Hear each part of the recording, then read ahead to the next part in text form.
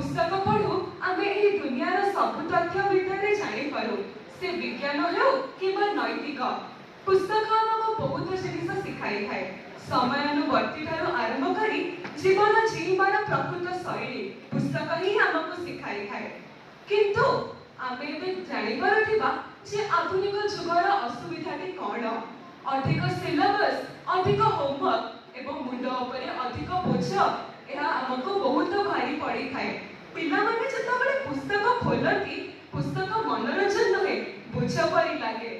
तेणु एबे प्रश्न उठुछि कोन पुस्तक एक बोझ कोन पुस्तक प्रति पिला मानकर आकर्षण कमी जाय छै कि आज्ञा हां दुखर सहित कहबाक पड़ुछि जे पूर्व परी आधुनिक छात्र माने आ पुस्तकर महत्व बुझु नाहांती से माने निजर बहुत समय social media games Facebook Twitter परी ऐप रे अतिबाहित करे छथि से माने भूली जाउ छथि जे एहा ताको सिखाउछि जे धैर्य न रखिया पाए कि एवं एहा ताको आखि खराब मत करूछि आमे देखि पारिबा जे पूर्व काल रे हम अजा जे 60 वर्ष पर्यंत चश्मा कौन जानी पारु नथिले किंतु आमे 5 वर्ष बयस ही चश्मा व्यवहार करूछे एतिरु जाना पडुछि जे मोबाइल तुलना रे पुस्तक केते भलो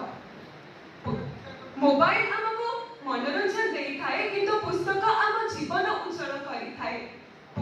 मोबाइल हमको तथ्य देई थाए किंतु पुस्तक हमको बुद्धि दाई थाए एति सहित मु एहा कहबाकू चाहूछि जे मोबाइल नुह पुस्तक पढंतु एहा ही जे हम जीवन को उज्जवल करि परिबो एहा ही जे हमको सूत्र देई परिबो जीवन रे सक्सेसफुल होबा